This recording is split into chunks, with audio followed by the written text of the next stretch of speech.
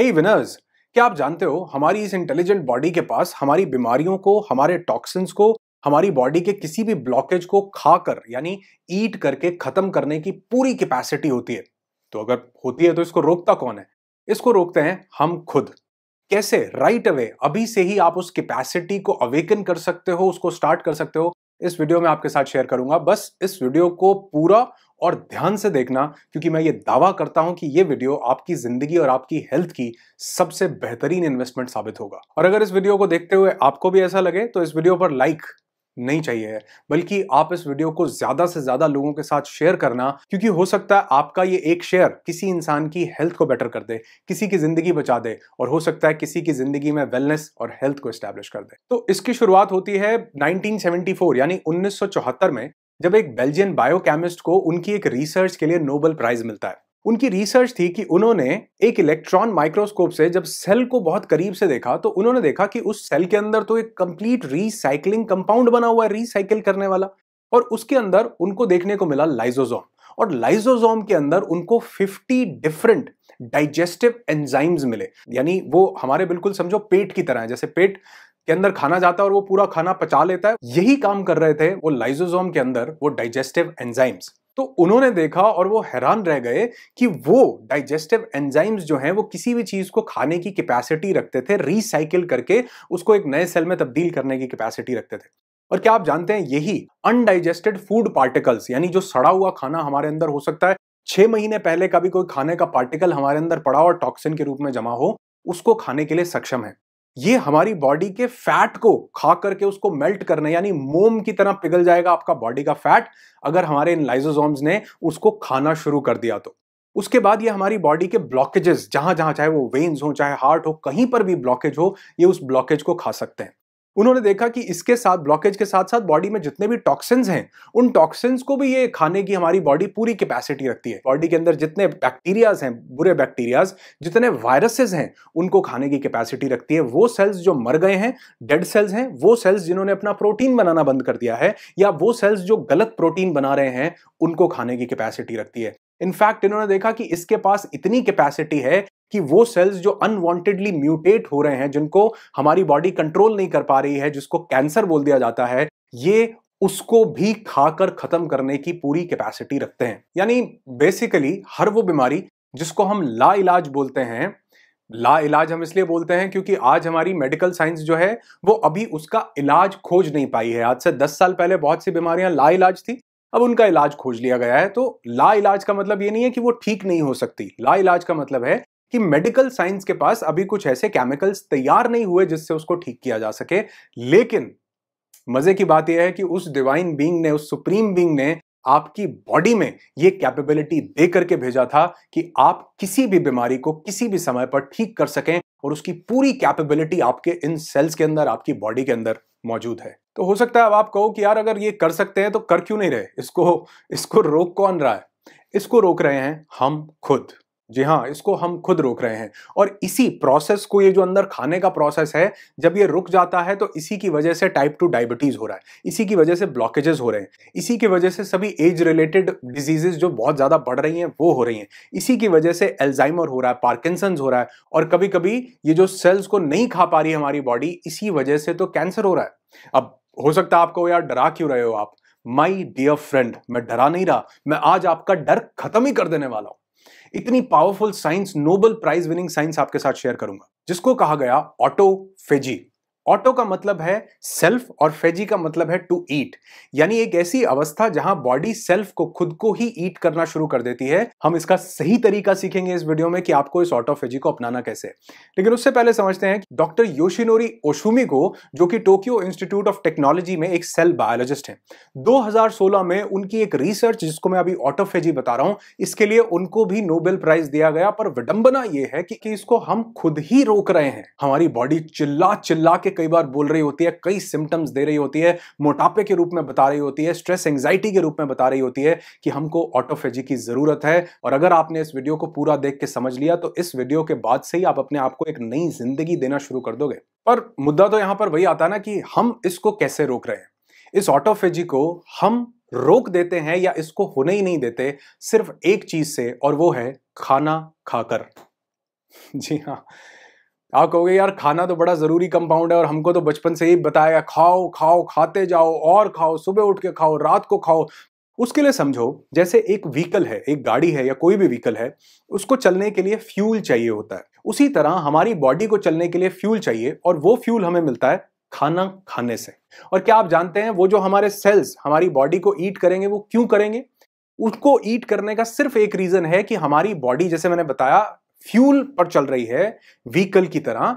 अब वो फ्यूल उसको खाने से मिला तो जब उसको खाने से वो फ्यूल नहीं मिलता तो क्योंकि उसको लगातार ग्रो करते रहना है तो उसको वो फ्यूल मिलता है हमारे ही बॉडी के अंदर से। पहले वो हमारे बॉडी के फैट को खाती है, उसके बाद टॉक्सिन्स, उसके बाद ब्लॉकेजेस, उसके बाद वायरसेस, उसके बाद बैक्टीरियाज, उसके बाद वो डेड सेल्स ढूंढेगी, वो सेल्स जिन्होंने प्रोटीन बनाना बंद कर दिया उनको खाना शुरू करेगी। लेकिन आपको हो सकता है लगे कि यार 9 बजे मैंने खाना खाया, अब 9:30 बजे मेरा ऑटोफेजी स्टार्ट हो जाना चाहिए क्योंकि खाना खत्म हो गया अब मेरा। नहीं, आपका ऑटोफेजी स्टार्ट होगा जब आपके खाने का डाइजेशन खत्म हो जाएगा। अब ये चीज बहुत ध्यान से समझना कि हर एक खाने का अपना एक डाइजेशन का टाइम है जिसको मेटाबॉलिज्म से पूरा किया जाता है। सपोज हमने एक फ्रूट खाया, वो फ्रूट जब हमने खाया तो फ्रूट को डाइजेस्ट होने में आधे घंटे से लेकर के 1.5 घंटे तक का समय, एवरेज देखें तो 45 मिनट्स या 1 घंटे में वो डाइजेस्ट हो जाता है क्योंकि उसमें ज्यादातर पानी ही तो है जिसको डाइजेस्ट नहीं करना पड़ता। और फ्रूट के बाद अगर हम वेजिटेबल्स को देखें, रॉ वेजिटेबल्स को, तो उनको डाइजेस्ट करने में 2 से 3 घंटे का समय लगता है। उनको कुक कर दिया जाए, पका दिया जाए, तो उनको डाइजेस्ट करने में 3 से 5 घंटे का समय लगता है। और अगर हम ये अनाज खाते हैं जैसे चावल है, गेहूं है या हम रोटी सब्जी जो भी पका करके खाते हैं उसको डाइजेस्ट करने में कभी कभी 6 से 8 घंटे तक का समय लग जाता है हमारी बॉडी को। जो हम एनिमल प्रोटीन लेते हैं उसको डाइजेस्ट करने में कई बार 12 घंटे लग जाते हैं मैक्सिमम, और जो हम एनिमल मीट लेते हैं उसको डाइजेस्ट करने में 24 घंटे भी कई बार कम पड़ते हैं।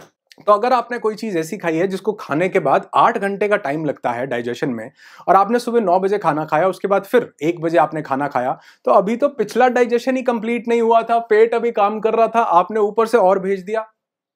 रात को फिर शाम की चाय पीनी थी, शाम की चाय पीने के बाद रात को फिर 9 बज गए, 8 बज गए और फिर से हमको डिनर करना था। अभी पिछला प्रोसेस खत्म नहीं हुआ था और हमने रात को उसको वो दे दिया, इतना भयंकर एनिमल हैवी प्रोटीन दे दिया। कई बार हम नॉन वेजिटेरियन उसको दे देते हैं डाइट, तो वो कहां से, वो पूरी की बॉडी की पूरी एनर्जी जो है वो आपके खाने को डाइजेस्ट करने में ही लगी हुई है।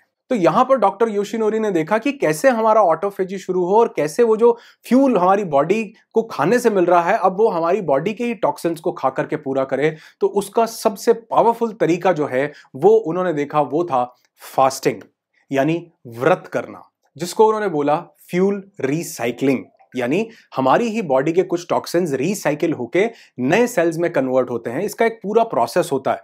हमारे लगातार सेल्स पुराने जा रहे हैं और नए आ रहे हैं, तो जो नए सेल्स आ रहे हैं उनको बनाने के लिए पुराने सेल्स को जब हमारी बॉडी ईट करती है तो उसी का ही रॉ मटेरियल तैयार कर लेती है, उसी के ही डेड प्रोटीन को फिर से अमीनो एसिड में कन्वर्ट करती है और उससे फिर नए सेल के प्रोटीन को बनाने में, नए सेल को बनाने में या उसकी एनर्जी जो चाहिए उसको बनाने के लिए वो वहां पर उस रॉ मटेरियल को यूज करती है। इस प्रोसेस से जिसको कहा गया फ्यूल रिसाइकलिंग। और अगर हम पीछे मुड़ करके देखेंगे तो मतलब बहुत से लोग अगर अपनी लाइफ को देखेंगे तो वो देखेंगे कि उन्होंने जिंदगी में शायद कभी इस फ्यूल रिसाइकलिंग को स्टार्ट ही नहीं किया, और उसके बाद हम कंप्लेंट कर रहे हैं कि हमको ये डिजीज हो रही है, हमको ये प्रॉब्लम हो रही है, हमारी बॉडी में लेजीनेस है, हमको हार्ट में दिक्कत हो रही है, हमारी स्किन ग्लो नहीं कर रही है। कैसे करेगी? वैसे ये प्रोसेस हल्का हल्का लगातार चल रहा है क्योंकि नए सेल्स आ रहे हैं और पुराने सेल्स जा रहे हैं, तो प्रोसेस ये लगातार चल रहा है। लेकिन वो एक्चुअल लेवल पर जहां पर हमारी बॉडी को हीलिंग मिलनी चाहिए थी उस लेवल पर नहीं हो रहा, जिसके लिए सबसे इजी प्रोसेस है फास्टिंग।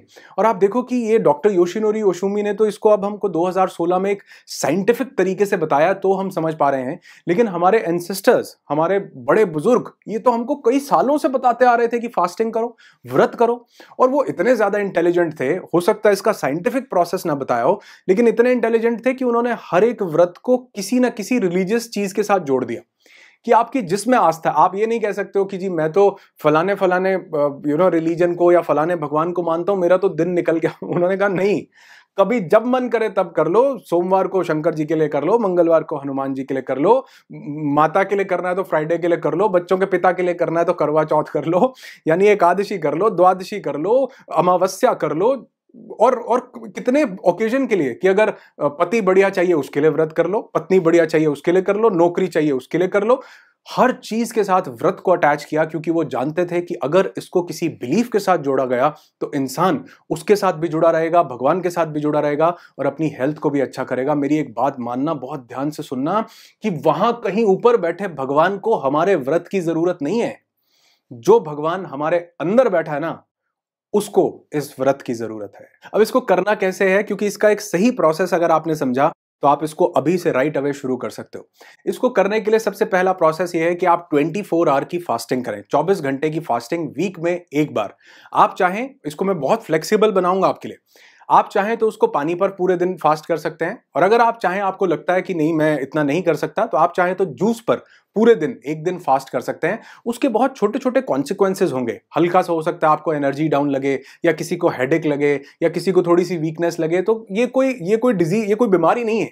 ये सिर्फ उसके रिफ्लेक्सेस हैं जो आपको फास्ट करने से मिल रहे हैं, क्योंकि आपकी बॉडी अंदर एनर्जी के ऊपर काम कर रही है। तो इससे घबराना नहीं है, तो एक दिन में ठीक हो जाने वाली चीज है। पानी पर करो, नहीं होती जूस पर करो, नहीं होती फ्रूट्स पर करो, लेकिन करो जरूर।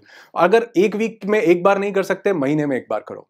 महीने में एक बार नहीं कर सकते तो एटलीस्ट क्वार्टर में, मतलब वो क्वार्टर नहीं, मतलब 3 महीने में एक बार आप इस फास्टिंग को कर सकते हैं। दिन में एक बार 24 घंटे के लिए, यानी अगर आपने आज सुबह 6 बजे खाना खाया या 9 बजे खाना खाया, तो अगले दिन सुबह 9 बजे आप फिर से खाना खाइए। ऑटोफेजी चालू होगी, बॉडी का ये मैकेनिज्म, रिपेयरिंग मैकेनिज्म स्टार्ट हो जाएगा। हफ्ते में एक बार जरूर कीजिए। दूसरा प्रोसेस, जो ये 24 घंटे का फास्ट नहीं कर सकते, उनके लिए दूसरा प्रोसेस है ईटिंग विंडो सेट करना, जिसको कहा जाता है इंटरमिटेंट फास्टिंग। इंटरमिटेंट फास्टिंग में हम लोग एक ईटिंग विंडो सेट कर लेते हैं कि इस दौरान खाना बिल्कुल भी नहीं खाना, कुछ भी नहीं खाना। चाहे तो इलेक्ट्रोलाइट्स ले सकते हैं, वो भी नेचुरल, यानी नींबू पानी और हिमालयन सॉल्ट डाल के आप वो बना सकते हैं, वो लेंगे, उससे एनर्जी जो है बरकरार रहती है। और ये जो लोगों को दिक्कत हो वो शुरू कर सकते हैं 12 घंटे की फास्टिंग से। यानी आप कोशिश कीजिए, अगर आपने रात को 9 बजे खाना खा लिया तो रात के 9 से अगले दिन सुबह के 9 बजे तक बिल्कुल भी नहीं खाना। अब ये सबसे ईजी स्टेप है, सबसे पहला शुरू करने के लिए। इसके बाद आप इसको लेकर के जा सकते हैं 14 आवर्स तक। यानी अगर आपने रात को 8 बजे खाना खा लिया तो अगले दिन सुबह 10 बजे तक आपने बिल्कुल भी खाना नहीं, कुछ भी नहीं खाना, लिक्विड लीजिए सिर्फ। इसको थर्ड लेवल पर लेकर के जा सकते हैं, जिसको एग्जैक्ट इंटरमिटेंट फास्टिंग बोला जाता है, 16 आवर्स की फास्टिंग। यानी सिर्फ 8 घंटे की विंडो में ही खाना खाएं। जो हमारे वैदिक काल से हमारे लोग, हमारे एंसेस्टर्स बोलते थे कि सूर्यास्त होने के पहले खा लेना चाहिए और सूर्य उदय होने के बाद। तो अगर आपने अपनी बॉडी को ये 16 घंटे के लिए रेस्ट दिया, उसको कुछ डालते ही नहीं रहे, तो वो आपके खाने के डाइजेशन को जैसे ही 4, 5, 6, 8 घंटे बाद फिनिश करेगी, उसके बाद वो एनर्जी आपकी बॉडी के लिए अवेलेबल होगी, ऑटोफेजी करेगी, आपकी बीमारियों को ईट करेगी, वायरसेस को, बैक्टीरियाज को। और आपने देखा होगा, जब भी कोई इंसान बीमार होता है ना, तो डॉक्टर उसको ये बोलता है कि इसको जितना हल्का हो सकता है उतना हल्का खाना दो। दवाई काम कर रही होती है, लेकिन उसके साथ साथ वो जो बॉडी है वो खुद से उसको हील करती है। और आप देखोगे, जब भी हम किसी बीमारी के अंदर जाते हैं तो सबसे पहले हमारी भूख मर जाती है। ऊपर वाले ने मैकेनिज्म ही ऐसा दिया कि इसकी भूख मरेगी सबसे पहले, ताकि इसकी बॉडी वो भूख से हटके, इसका ध्यान भूख से हटे और वो बॉडी जो है वो ऑटोफेजी के मैकेनिज्म को शुरू कर सके। पावरफुल चीज है। तो 16 घंटे की ये फास्टिंग रोज आपकी ऑटोफेजी को स्टार्ट कर सकती है। रोज नहीं कर सकते, ऑल्टरनेट डे पर इसको कीजिए। कोशिश कीजिए कि डेली या रेगुलर बेसिस पर एनिमल प्रोटीन को अवॉइड कीजिए। हो सके तो नॉन वेजिटेरियन डाइट को बिल्कुल ही अवॉइड कीजिए, अगर आप हील करना चाहते हैं या अपनी बॉडी को, अपनी एनर्जीज को बढ़ाना चाहते हैं तो, क्योंकि उसको डाइजेस्ट करने में बहुत समय लगता है। और कभी कभी तो पिछले 6 महीने पहले का भी कोई फूड का टॉक्सिक कंपाउंड हमारी बॉडी में आज भी पड़ा हो सकता है। अभी निकालिए उसको, हर बॉडी के टॉक्सिक कंपाउंड को निकालिए इस ऑटोफेजी को शुरू करके। और अगर इसको मैं एक लाइन में समराइज करूं, करना नहीं चाहिए वैसे, लेकिन अगर एक लाइन में करूं तो ये सिर्फ एक मैकेनिज्म है कि our body becomes healing machine when we are empty stomach. खाली पेट रहने से हमारी बॉडी ही हीलिंग मशीन बन जाती है। लेकिन इसका यह मतलब नहीं है कि हम 10 दिन तक अगर खाली पेट रहेंगे तो हम फिर भी हील ही करते रहेंगे, नहीं। क्योंकि इन सब टॉक्सिन्स को, फैट को, डेड सेल्स को, बुरे प्रोटीन को खाने के बाद हमारी बॉडी हमें ही खाने लग जाएगी। तो ये नहीं करना कि 7 दिन तक 7 दिन तक हम उस खाने को नहीं खाएं। इसका एक प्रोसेस, जो कि इंटरमिटेंट फास्टिंग, ईटिंग विंडो, उसको सेट कीजिए। 24 आवर फास्टिंग कीजिए हफ्ते में एक बार, नहीं तो महीने में एक बार जरूर कीजिए। और इसके अमेजिंग रिजल्ट्स को अपनी जिंदगी में खुद देखिए, क्योंकि प्रत्यक्ष को प्रमाण की जरूरत नहीं पड़ती और ये प्रमाण आप मुझे देंगे, कमेंट करके बताएंगे। जब आपको इससे रिजल्ट मिले, वीडियो पर वापस आना, कमेंट छोड़ना, ताकि और लोग जो इस वीडियो को देख रहे हैं उनको पता चल सके कि हाँ, बहुत से लोग हैं जो अपनी लाइफ में इस एक ऑटोफेजी को अपना करके अपनी जिंदगी को, अपनी हेल्थ को अमेजिंग बना रहे हैं। आपकी जिंदगी खुशियों से भरी हो, यही दुआ करता हूं। I wish you lots and lots of peace, tons of happiness and bundles of success in your life. Be happy, be alive.